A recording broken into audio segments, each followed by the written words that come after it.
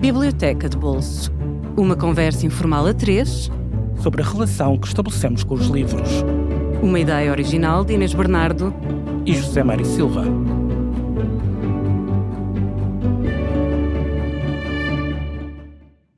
Olá, bem-vindos a mais um episódio da Biblioteca de Bolso, um podcast que se inclina sobre 3 livros de cada vez, sempre no lugar do leitor.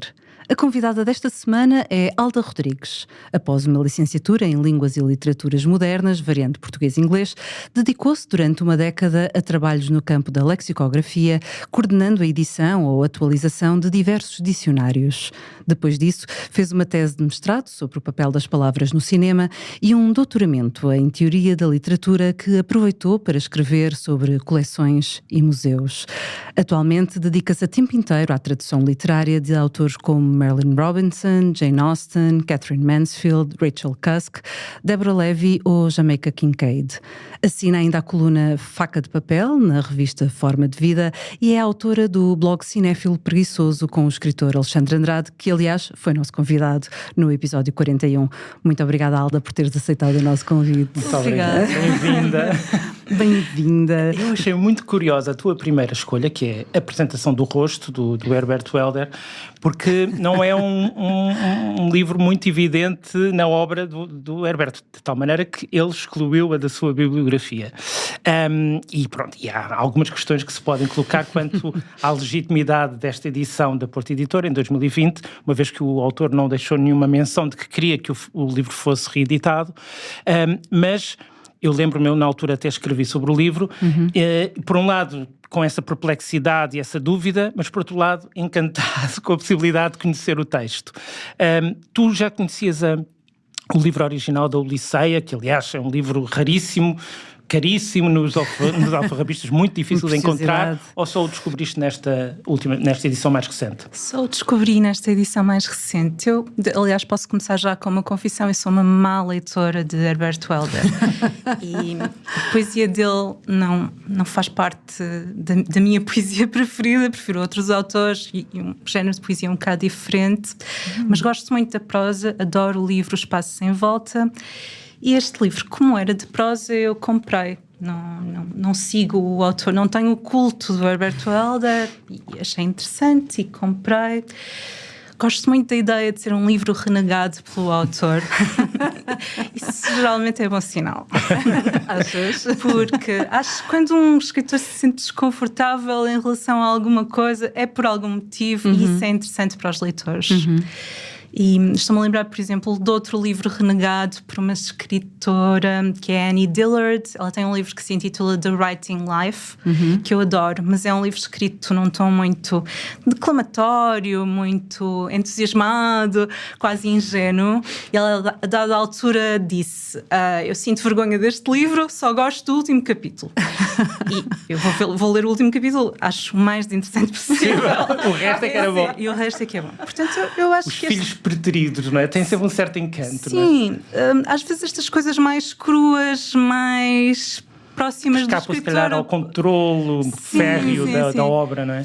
E às vezes são mais interessantes do que as coisas mais sofisticadas, mais pensadas e mais rebuscadas. E neste caso, no caso deste livro em particular, eu acho que se o Herbert Welder não tivesse escrito este livro, não tinha escrito a obra a seguir, porque está tudo aqui. Tudo o que ele depois trabalha mais rebuscadamente ou de forma mais sofisticada, inclusivamente na poesia, nós já encontramos aqui. Pois, quando o li, este é o género de livro que nós temos logo vontade de o reler e até de passar à mão num caderninho o livro inteiro. Sublinhar, não sei se tu sublinhas. Eu sou uma leitora fetichista, sublinho os livros todos. E este livro está bastante sublinhado. E por isso decidi trazê-lo. E também porque há aqui várias coisas que me interessam, e a principal, até a forma como ele fala aqui de uma casa e de uma família.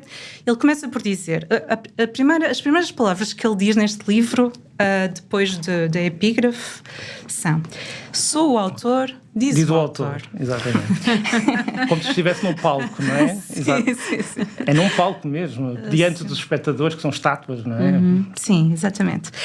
E depois interessa muito a forma como ele regressa à infância, como que percorrendo uma casa, a casa da sua infância, e depois pensa na família dele. Ele vai pelos corredores e encontra aqui está uma sala em que estão duas mulheres, estão mulheres a bordar, e eu ouço os murmúrios dela, e depois avanço mais um bocadinho, está uma mulher de costas para mim à janela, e essa mulher é a minha mãe, e eu ainda hoje não entendo isso.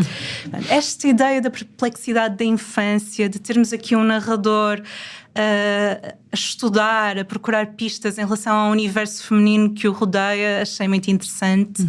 E também a descoberta do sangue, não é? Ele fala da menstruação da irmã, que ficou muito impressionado, e é uma ideia que depois se vai repercutindo ao longo da obra, não é?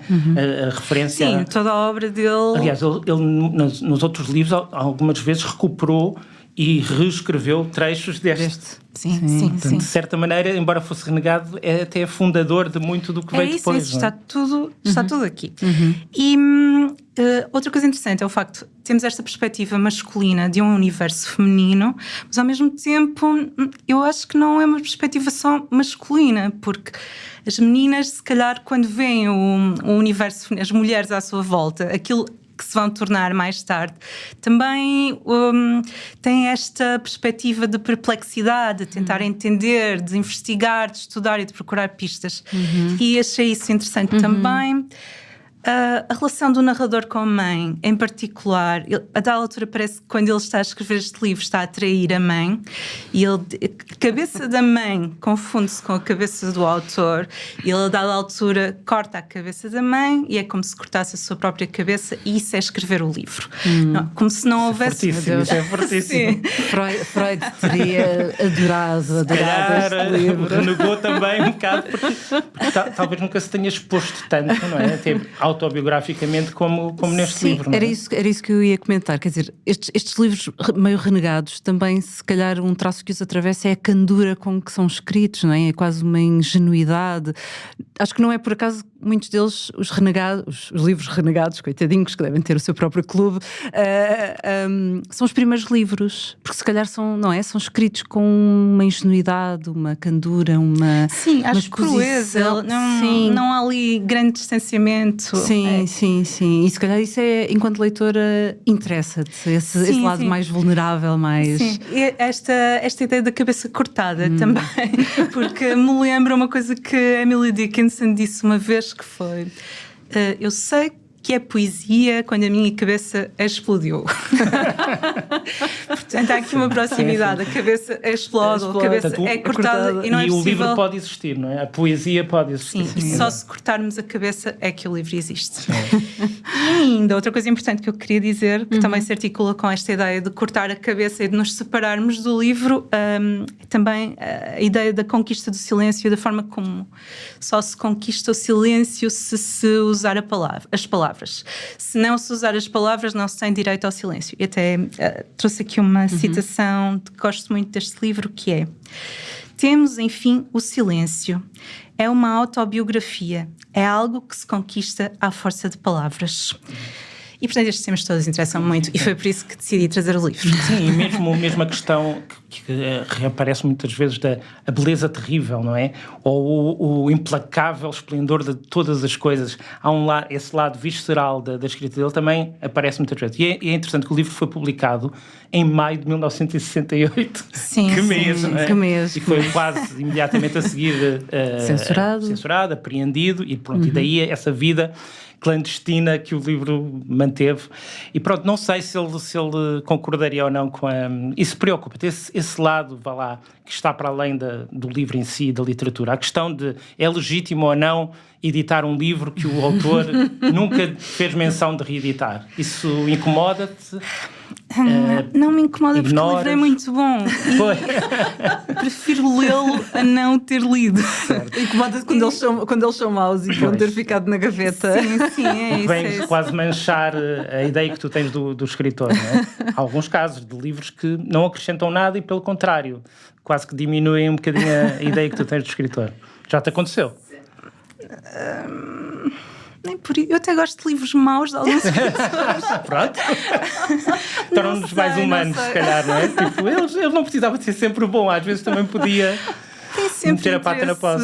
Interesse para investigação, estudo. E os autores não são perfeitos, mesmo grandes escritores. Às vezes têm frases que nós olhamos para aquilo, meu Deus, não. E, no entanto, este sobrevive muito bem. Sim, este livro, achei mesmo. Este livro, de alguma forma, confessaste que não eras uma boa leitora de poesia do Herberto. As pessoas ficam horrorizadas, mas eu decidi não mentir. Nós precisamos de honestidade. Este é um local seguro, portanto não há problema nenhum. Mas aproximou-te de alguma forma da poesia do Herberto? Ou passaste a olhar para ela de uma forma diferente? Ou continuas com o mesmo tipo de relação? O mesmo bloqueio? O mesmo... Não, para mim é um bocado excessiva. Acho uma poesia um bocado cansativa. Claro que as pessoas que adoram Herbert Welder, eu compreendo-as, acho um grande poeta, simplesmente não sinto uma grande afinidade com essa dimensão um bocado excessiva. Portanto, cortar cabeças sim, mas na prosa. Mas a seguir vamos falar de outros dois poetas, não é? A seguir vamos falar de outros dois poetas, e falando do silêncio, que foi aquilo que também te interessou no Herberto, passamos para a tua segunda escolha. Falando em silêncio, é Silent Woman, Sylvia Plath and Ted Hughes, da Janet Malcolm, um livro que não está traduzido em português e que é uma espécie de biografia. Uma crítica à biografia. Conta-me tudo sobre este livro. Estamos a falar há bocado de ir contra os desejos dos mortos e dos escritores e não sei o quê. E aqui neste livro, quando se fala sobre biografia, uma das coisas que são ditas é os biógrafos entram como ladrões na casa dos escritores, na vida dos escritores, e querem roubar exatamente aquilo que eles guardaram com mais força. Os segredos, aquilo que eles não quiseram, os biógrafos quiseram. É isso que os biógrafos procuram. E muitas vezes só conseguem chegar a esses segredos por vias indiretas, recorrendo a depoimentos, às vezes até não muito fidedignos, de inimigos dos escritores e de pessoas que estão a mentir só para deixarem os escritores ficar mal, etc, etc. Portanto, esta é uma dimensão do livro que eu achei muito interessante, mas a primeira coisa que me surpreendeu neste livro, que eu acho inteligentíssimo, é que não é, eu estava à espera de encontrar aqui um livro sobre, mais uma vez, aquela história da mulher traída, da vítima, e não é nada disso, é exatamente o contrário. Ela quase que se põe mais do lado do Ted Hughes do que propriamente sim. Enquanto quase todas as biografias é o contrário, não é? Põe-se do lado dela, não é? E há aqui várias coisas engraçadas e irónicas até. Por um lado, nós temos aqui uma imagem da Sylvia Plath como mulher muito forte e como escritora muito forte, ao contrário do que se passou em vida, não é? Em que o Ted Hughes é que era considerado o escritor mais forte e mais famoso e mais valorizado. Se calhar agora o que nos acontece é que falamos muito mais da Sylvia Plath do Ted Hughes. E estou a dizer isto, mas eu adoro o Ted Hughes, adoro a poesia, até gosto muito daquele livro Como Escrever Poesia, que é um livro para crianças, adoro esse livro. Mas a Sylvia Plath é uma coisa, é de outra divisão, é uma escritora diferente, é um ovni literário. E aqui temos essa ideia de mulher forte. Por exemplo, é muito engraçado ver os depoimentos de homens que falam sobre a Sylvia Plath neste livro, que mostram todos, dizem um bocadinho mal dela, mas mostrando sempre que têm um bocadinho de medo. Sentem-se um bocado intimidados. E com razão. Porque ela era feroz, não é? Era uma inteligência feroz. Sim. Que só se revelou mais no último livro que ela publicou, Ariel. Terem ela que publicou, já foi marido, mas já se percebia que ela, como pessoa, não era uma pessoa fácil e era uma pessoa impressionante que metia medo. Essa ideia de desmistificar o lado fraco da Sylvia Plath, adorei. Depois, não me interessou tanto a história deles. Achei engraçada a história das desventuras dos biógrafos de Sylvia Plath e a figura da irmã do Ted Hughes, Alwyn Hughes, que controlava tudo, os documentos, e tentava manipular os biógrafos e escolher biógrafos para determinadas coisas, virando uns contra outros para defender o irmão, supostamente. Interessou-me bastante a reflexão sobre o que é escrever uma biografia, esta história de roubarem segredos e de ela estar completamente ciente da dimensão moralmente mais dúbia da atividade.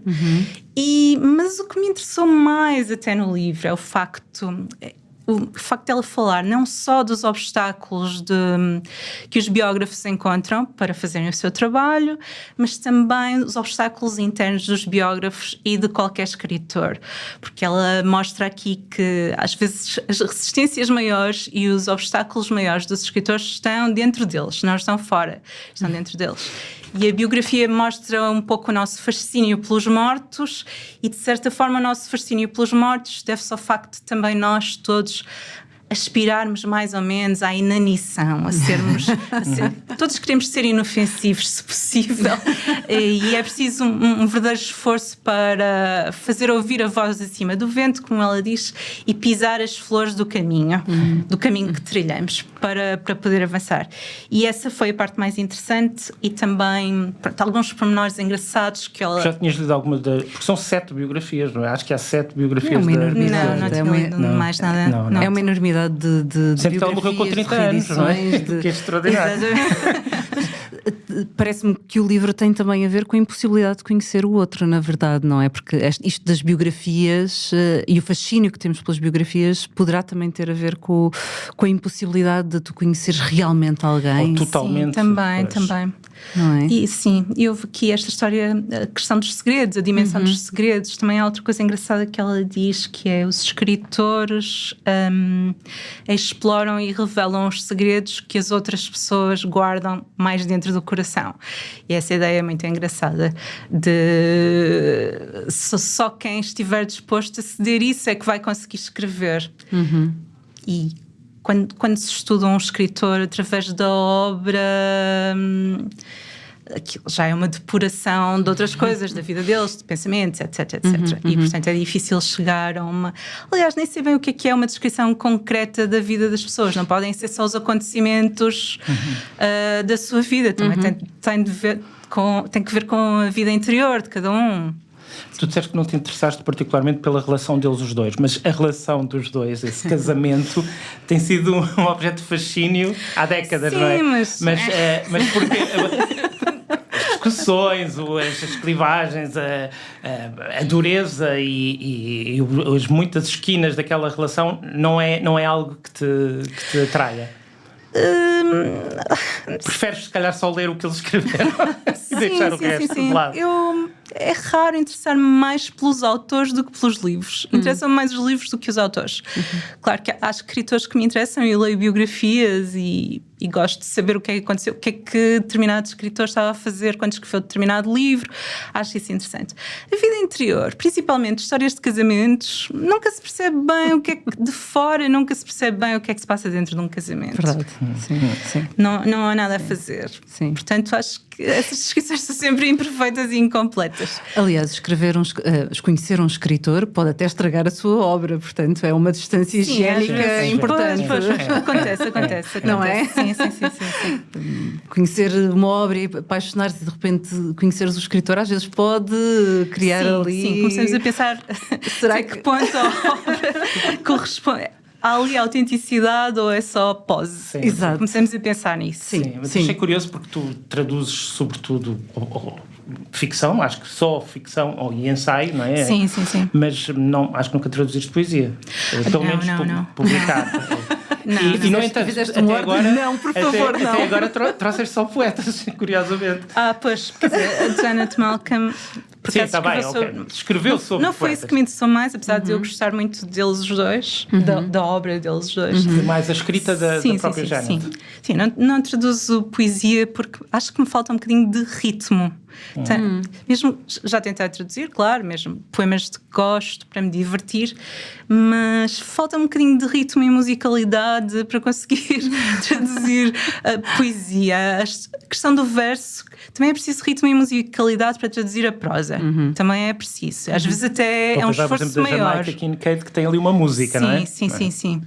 Às vezes até é um esforço maior, mas a questão do verso incomoda-me um bocado e por isso evito traduzir. traduzir poesia. E nunca ninguém me pede para traduzir poesia. Portanto, editores que nos ouvem, aqui está um bom desafio. Eu acho que eles já sabem que não vale a pena, não é? Não vale a pena. Mas gostava de traduzir ensaios de poetas e gosto de traduzir isso, sim. Ou diários, coisas assim, não é? Sim. Passamos então para The Principles of Uncertainty, de Maira Kalman, um livro que também não está publicado em Portugal e que nos trazes, que é uma espécie de parte narrativa pessoal, documentário. É livro de arte, de desenho, de pintura, não é? Uma mistura de vários géneros. Que livro é este, Alda? É um livro muito engraçado. Eu gosto muito dela, dos 3 autores que estão aqui. Se calhar é esta autora que eu conheço melhor. Tenho quase os livros todos dela, só não tenho 1 ou 2 livros que ela escreveu para crianças. Ela é uma figura fascinante para mim, é ilustradora principalmente, se calhar é mais conhecida dos leitores portugueses porque já fez capas da New Yorker e tem vários livros. Este livro veio de um blog que ela teve durante algum tempo para o New York Times. Uma das coisas que eu acho interessantes nela é o facto de não haver bem fronteiras entre a vida e a arte. E estas, há artistas assim que nós percebemos que sem serem artistas não eram ninguém, até podiam não ser conhecidos, nem escrever, publicar livros que no meio de news estariam a fazer arte. Artistas. E às vezes até musicalmente há um exemplo em que eu penso sempre que é a Adrienne Lenker, que é a vocalista dos Big Thief, e nós ouvindo-a falar, nós percebemos que ela mesmo que não fosse conhecida, não tivesse discos, etc., ela continuaria a fazer música e a música seria igual à que ela faz agora, porque isto é tão intrínseco a ela que é assim. Com a Maira Kalman também é desta forma. Gosto muito destes livros híbridos que nós não sabemos bem o que são. Isto é ensaio, isto é ilustração, isto é prosa poética, é um bocadinho de tudo. São histórias sobre a vida dela, os passeios que ela dá em Nova Iorque, as viagens que faz. Muitas histórias da família dela.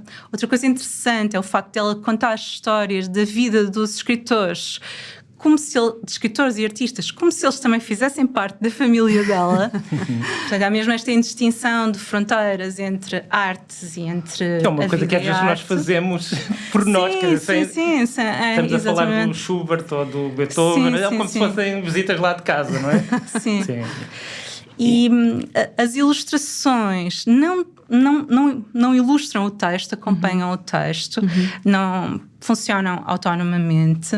E que mais? Outra coisa interessante é o facto de isto ser muito agradável visualmente. São coisas muito bonitas, com cores fortes. E ao mesmo tempo haver aqui uma dimensão sombria que está sempre subjacente e por acaso que eu acho que se revelou no livro mais recente que ela publicou, que se intitula Natureza Morta com Remorsos, em que ela mostra exatamente a dimensão sombria das coisas que ela está a descrever e a ilustrar. E mesmo nestes livros Princípios da Incerteza, a questão da incerteza é a desgraça está sempre à espreita, está sempre à espera de acontecer quando nós não esperamos e mesmo quando esperamos vai acontecer e portanto é melhor prestarmos atenção ao que temos enquanto o temos e esta ideia de prestar atenção às coisas, há uma escritora, acho que é Simone Weil, que diz todos os males do mundo vêm da falta de atenção e a Maira Kalman mostra exatamente o contrário, mostra como prestar atenção. Exatamente, a pormenores. Ela é colecionadora de várias coisas, coleciona musgos, por exemplo. Tem muitas coleções que depois usa para a sua obra, para ilustrar. E esta ideia de que prestar atenção às coisas que temos já é uma vitória sobre a incerteza, também acho muito bonita. E, é engraçado que ela começa com um animal extinto, não é? O Dodô. Em 3 páginas ela vai do Dodô ao Spinoza e ao cão do Pavlov, que é também uma capacidade, uma elasticidade, uma capacidade de ir em muitas direções ao mesmo tempo, não é? Parece que nós andamos ali em zigue-zague e isso também desconcerta, mas fascina ao mesmo tempo o leitor, não é? Sim. E Pois, e esta ideia de que a felicidade e a alegria de viver são sentimentos que se conquistam ao sofrimento, acho mesmo essencial. E os livros dela são todos sobre isso. Há outro livro que também foi feito a partir de outro blog que ela teve no New York Times, que se chama And the Pursuit of Happiness, que é todo sobre uma viagem que ela fez pelos Estados Unidos para fazer esse blog para o New York Times, e também conta. E foi tudo através do jornal que a descobriste? Já não me lembro como é que eu descobri. Já não me lembro se foi através do jornal, se foi numa capa da New Yorker. Não sei, sinceramente. Gostava de saber, mas já descobri há muitos anos. Às vezes acontece, não é? Mas mais do que uma escritora, uma artista que tu acompanhas e que vais seguindo tudo o que ela faz, o que ela publica. Sim, agora sim. Mas realmente isso é uma boa pergunta. Quando é que eu a conheci? Não, mas ia dizer, às vezes acontece até com pessoas, não é? Da nossa vida, de repente não conseguimos, mas como é que isto aconteceu? Esta amizade, este conhecimento, quando foi a primeira vez que nos conhecemos? E não a pessoa já está tão dentro das nossas vidas, não é? Já é inseparável, nós já nem sabemos. E aliás, quando estive a pensar nos livros que ia escolher para aqui, pensei, escolho aqueles livros, os livros da minha vida. Pensei, não, não é essa a ideia. Até porque já li esse há muito tempo e já não sei até que ponto estou a falar sobre o livro ou sobre o que eu imaginei a partir do livro. Ou a memória que tens do livro. Sim, a memória que tenho do livro, e por isso evitei. E também para não falar sempre sobre os mesmos livros, que isso também cansa um bocadinho.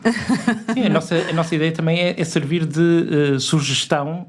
Por exemplo, nós, agora fiquei cheio de vontade de ler este terceiro. E há muitos ouvintes nossos que dizem que utilizam o podcast como sugestões de leitura.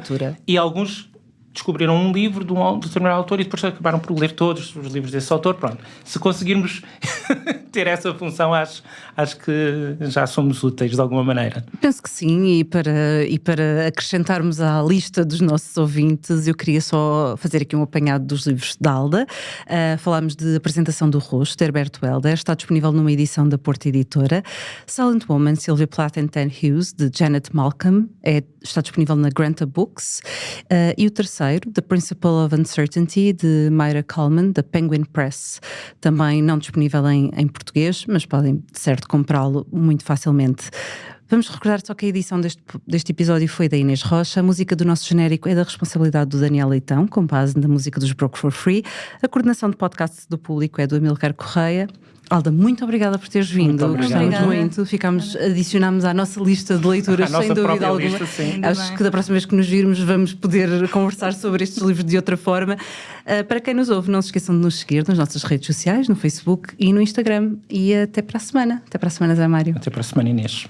Para não perder os novos episódios, subscreva este podcast do Público na sua aplicação preferida. Para além deste programa, há mais para descobrir em público.pt/podcasts. O Público fica no ouvido.